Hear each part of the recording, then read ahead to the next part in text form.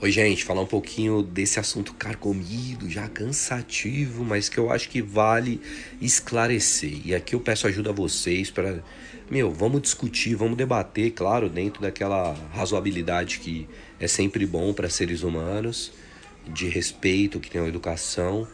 E compartilhem, se vocês acharem que o comentário é válido e que ele faz algum sentido. A gente se acostumou a ouvir, principalmente da ala bolsonarista, de que a gestão das políticas públicas na área de saúde na pandemia, ela foi tirada do governo federal e foi passada aos governos estaduais e municípios. Bom, pois é. Eu procurei alguns analistas, fui atrás, até chegar em dois artigos da Constituição, 22 e 23. Né? E aí o 22 ele fala aqui claramente do que compete privativamente à União legislar sobre. Não tem nada na área da saúde. E principalmente nada na área, que eu acho que essa é a discussão, na área da localidade, naquilo que legisla sobre o município, sobre o estado. No máximo, disposições gerais, né? Com coordenações gerais na área da saúde, por exemplo. Né? Porque vocês até faz sentido se vocês pararem para pensar o seguinte: são mais de 5 mil municípios. Como é que um presidente da república vai ter perna? No senso comum a gente fala isso, né? Quando não dá. Vai ter perna para cuidar de mais de 5 mil municípios? Não dá. Se o município X vai decretar lockdown, não, esse não pode porque não sei o quê, mas aquele pode. Tá, não dá. Então o Constituinte foi muito inteligente. Fez uma relação do que eles chamam tripartite. Aí, óbvio, ler a Constituição não é a coisa mais fácil, o que é ruim porque deveria ser algo muito palpável para todo mundo, né? Porque afinal de contas é aquilo que legisla a fundamento das coisas do nosso país, da nossa vida social. Mas beleza, vamos lá. Aí eu fui atrás de um analista, de um jurista, professor chamado Adilson Dalari, que escreve o seguinte. Eu vou ler para vocês um pedacinho muito rápido. Ele fala: o Brasil é uma república federativa, formada pela união dos estados, do Distrito Federal e dos municípios.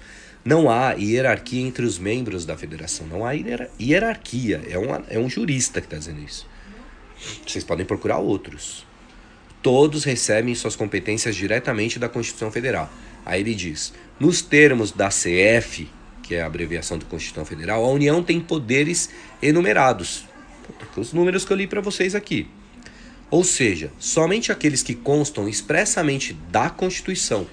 Os estados têm poderes residuais, ou seja, aqueles que não são nem da União, nem dos municípios. Por sua vez, os municípios recebem da Constituição Federal competência para legislar sobre assuntos de interesse local.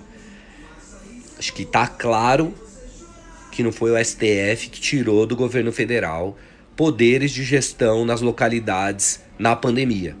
O que o governo federal quis e não conseguiu, foi aglutinar e centralizar os poderes para ele. O que é uma insanidade diante disso que eu falei para vocês. São mais de 5 mil municípios. É claro que a gente pode discutir aquilo que era uma intenção por debaixo disso, né? Afinal de contas, não faltam desejos autoritários e ditatoriais para o Bolsonaro, né? Então, imagina só Bolsonaro decidindo se São Paulo ia ter lockdown ou não. Imagina, depois de 650 mil mortes, mesmo com os estados autônomos e municípios, ele tendo esse poder, quantas pessoas não teriam morrido?